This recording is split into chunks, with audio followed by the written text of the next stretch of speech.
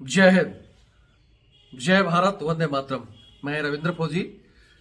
अभी एक वीडियो आया है जिसमें साइबर ठगी जो डिजिटल अरेस्ट करते हैं कि भाई मैं पुलिस वाला बोल रहा हूँ फलाना, इस तरह का सेटअप करके उनका एक 7 मिनट का वीडियो है। बताया था कि उसने कोई पुलिस अधिकारी बन के कॉल किया, उसको ये कॉल आया कि आपके भाई को हमने अरेस्ट कर लिया है किसी रेप केस में, तो आपको रफा दफा करना है, या जो उनकी जनरली टेक्निक होती है उसी से उनको मैनिपुलेट किया, थोड़ा डराया गया उनको, और उन्होंने उस डर के कारण उनको पैसे ट्रांसफर कर दिए।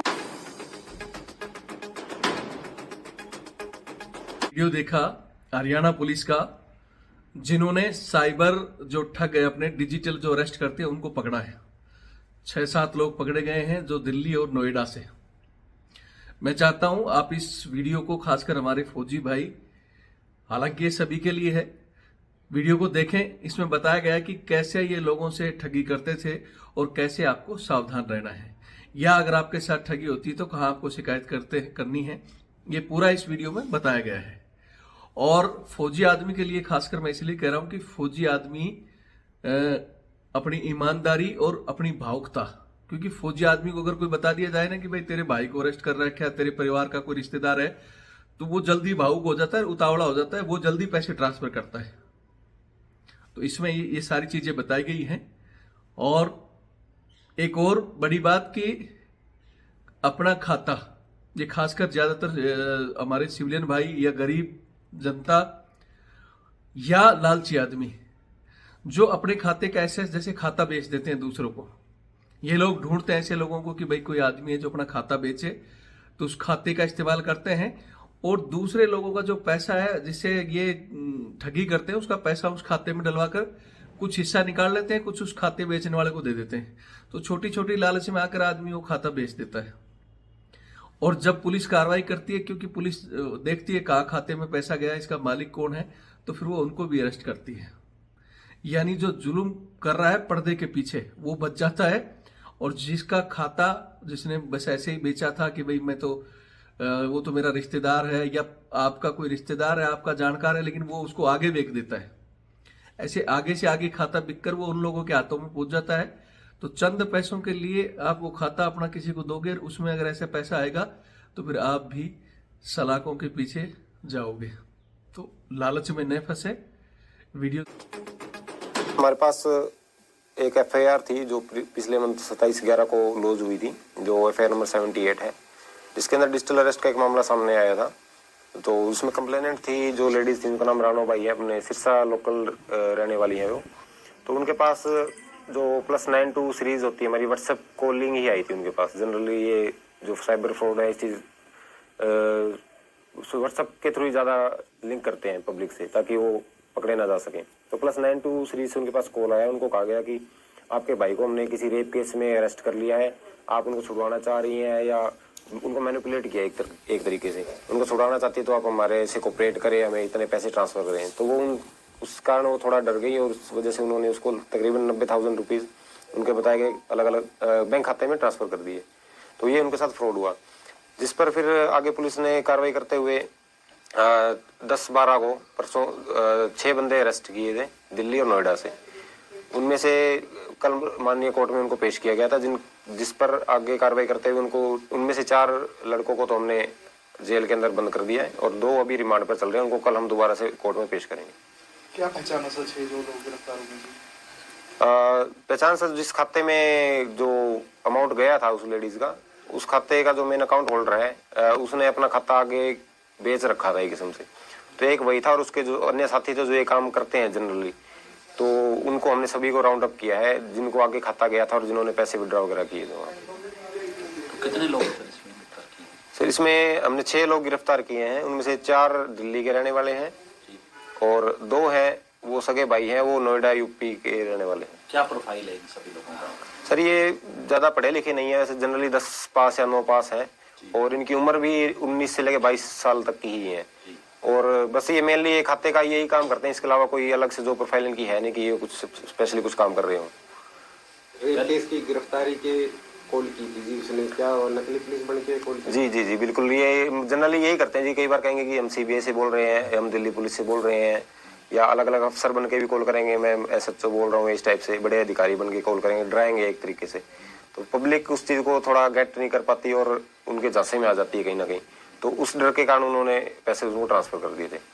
तो अलग अलग साइबर फ्रॉड के तरीके हैं, ये उनमें से एक है। इसके अलावा अलग कोई टास्क फ्रॉड है, टेलीग्राम फ्रॉड है, वो अलग अलग है। तो उनको समझने की जरूरत है अगर इनसे हमें बचना है। इस मामले में कोई नकली पुलिस अधिकारी बन करके फोन किया गया था जो महिला है उसके पास? जी, उस महिला ने हमें यही बताया था कि उसने कोई पुलिस अधिकारी बन के कॉल किया। उसको यही कॉल आया कि आपके भाई को हमने अरेस्ट कर लिया है किसी रेप केस में, तो आपको रफा दफा करना है, या जो उनकी जनरली टेक्निक होती है उसी से उनको मैनिपुलेट किया, थोड़ा डराया गया उनको, और उन्होंने उस डर के कारण उनको पैसे ट्रांसफर कर दिए। तो ठिकाना कहाँ बताया उनका कि हम वहाँ से बोल रहे हैं, दिल्ली से बोल रहे हैं? जी जी, दिल्ली गुड़गांव वहीं बताते हैं, दूर का ही बताते हैं जनरली, क्योंकि वो नंबर जैसे यहाँ सिरसा की लेडीज है तो सिरसा है तो मतलब उनको कहीं दूर का ही बताएंगे, जनरली उस एरिया का नहीं बताएंगे। तो इन लोगों को पहले कोई FIR दर्ज है? नहीं सर, अभी तक इनके खिलाफ कोई FIR हमारे सामने नहीं आई है। इनको फर्स्ट टाइम हमने अरेस्ट किया, इनके खिलाफ पहले कोई FIR नहीं है। रिकवरी वगैरह कितनी? इनसे सर अभी तक हमने 15,000 रिकवर किए हैं, जो पहले 4 मुलजिम थे उनमें से। और अब जो 2 रिमांड पे हैं उनके लिए रिकवरी के लिए आज हमारे आईओ वहाँ नोएडा में गए हुए हैं, तो वो आने के बाद हम डिस्क्लोज कर देंगे आपको। सर इनके पास डाटा कहाँ से आता है कॉल करने के लिए? जैसे इन्होंने लेडीज को कॉल किया तो डाटा कहाँ से आता है? सर ये कहीं ना कहीं ये जो भोले भाले लोग हैं या जो कम पढ़े लिखे हैं, उनको ये कोई ऑनलाइन काम का कह के या ऑनलाइन गेमिंग का कह के उनका खाता ले लेते हैं। ये उनको भी एक्चुअल नहीं बताते, हालांकि वो खाता बेच देते हैं किस्म से। कई बार खुद के खाते बेचते हैं, खुद का बेचने के बाद फिर ये आसपास के लोग ढूंढते हैं ताकि ज्यादा से ज्यादा खाते प्रोवाइड करके खुद इनकम कमा लें। उनके खाते आगे से आगे फिर ऑनलाइन एक लेवल पे आगे ये ऑनलाइन हो जाता है।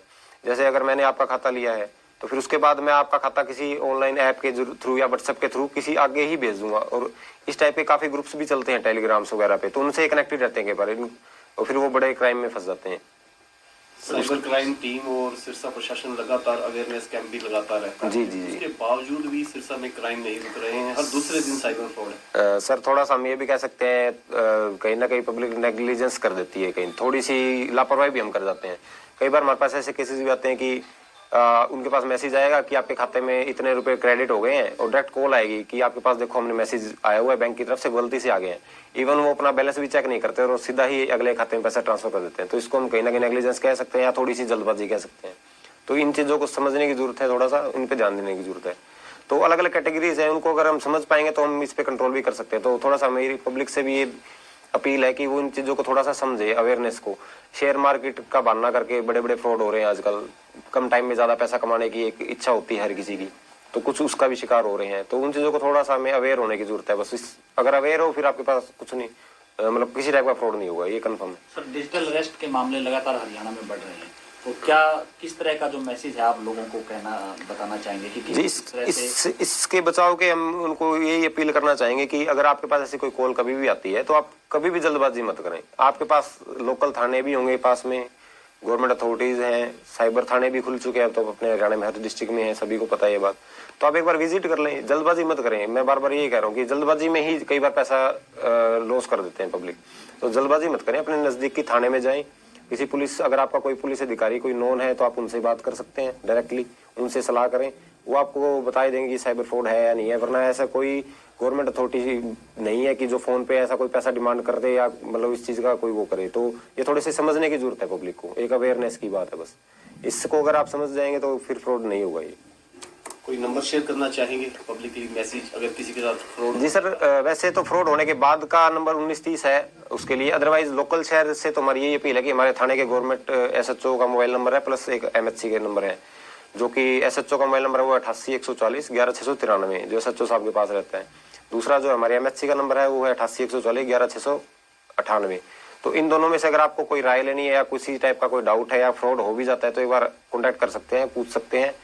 और अगर फ्रॉड हो भी जाता है तो उसके बाद आप 1930 पे कॉल करके अपनी कंप्लेंट दर्ज करवा सकते हैं, वो फिर ऑनलाइन माध्यम से हमारे पास आती है। ये वीडियो देख लिया होगा आपने। एक बार मैं फिर कहूंगा, खासकर हमारे सैनिक भाइयों से, बहुत ज्यादा भावुक न बने। ऐसा कोई भी ये लोग जो सेटअप करते हैं ना, पूरा वीडियो कॉल करेंगे, दिखाएंगे पूरा पुलिस स्टेशन का कि भैया ये देखो आपका पुलिस स्टेशन में से बोल रहे हैं, अधिकारी से बात करो और आपका ये रिश्तेदार ऐसे ऐसे इस केस में। ज्यादातर कोई ऐसा केस बताएंगे, किसी लड़की का मामला बताएंगे या कोई ऐसी चीजें बताएंगे जिसमें लंबी जेलदारी हो, और कि भाई हम आपका सेटलमेंट कर देंगे, इतने पैसे भेज दो। जैसे ये महिला का जो केस था जिन्होंने 90,000 रुपए उसको दे भी दिए थे। हालांकि बाद में इन्होंने शिकायत की और शिकायत करने के आधार पर वो पकड़े गए। लेकिन बहुत से लोग जल्दबाजी में पैसे भी ट्रांसफर करते हैं और उधर से बोलेंगे ठीक है हमने तो छोड़ दिया, फिर उस ठगी को वो भूल ही जाते हैं। अब आजकल सब जगह साइबर थाने बने हुए हैं, लेकिन पहली बात तो उनके पास कोई जाता नहीं है, और जाए तो भी उनके पास इतनी कंप्लेंट आ रही है कि वो ध्यान ही नहीं देते। याद रखना, ये खुल तो गए हैं लेकिन वहां तक आप नहीं पहुंच जाते हो तो उनके पास कंप्लेंट ज्यादा है, छोटी मोटी चीजों को वो ध्यान नहीं देते। आपके लिए 90,000 लाख 2 लाख बड़ी रकम है, लेकिन वहां करोड़ों के केस पड़े हुए हैं, तो पुलिस उन लोगों को ढूंढेगी या आप वाले छोटे लोगों के पीछे टीमें बर्बाद करेगी, क्योंकि इतनी ही पुलिस की नफरी है। और कई जगह तो ज्यादातर ये जो लिंक होता है, इनके पीछे पुलिस इन अपराधियों को शरण देती है, इसमें कोई दो राय नहीं। अगर पुलिस बिल्कुल ठोस कार्रवाई करे तो ऐसे लोग पनपे ही नहीं। और खासकर जो अपराधी 19 साल और 22-23 साल की उम्र के, ये वो जो छोटे बच्चे जिनको आप स्कूल वगैरह में इनमें भेज तो देते थे, वहां उनके इतने शौक बढ़ जाते हैं और वो शौक पूरी करने के लिए नौकरी तो पकड़ते नहीं, गलत रास्तों पर आसान तरीके से फिर वो इस तरह का कार्रवाई करते हैं। तो अपने बच्चों को जरूर ध्यान रखें, इसमें कल आपके बच्चे भी इन्वॉल्व हो सकते हैं। बाकी वीडियो देखें, सभी तक जानकारी शेयर करें और सतर्क रहें। जय हिंद, जय भारत, वंदे मातरम।